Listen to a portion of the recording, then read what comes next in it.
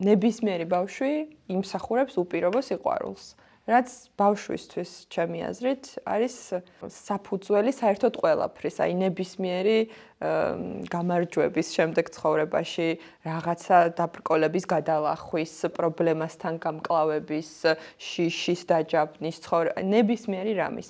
თუ აი ეს საყრდენი უპირობობის განცდა, უპირობო სიყვარულის განცდა ბავშვს თავიდანვე, პატარა ასაკიდანვე არ აქვს, შემდეგ ძალიან რთულია ხოლმე რაღაცა კედლის აშენება და საძირკვლის აშენება უბრალოდ და შესაბამისად ჩემი თავარი იდეა ზუსტად ეგ იყო, რომ ნებისმიერი ბავშვი მიუხედავად აკადემიური მოსწრებისა, ქცევისა, ხასიათის თვისებისა თუ არ ვიცი ასე შემდეგ, აბსოლუტურად ყველა ბავშვი, ყველა ადამიანი ზოგადად იმსახურებს სიყვარულს, უპირობო სიყვარულს.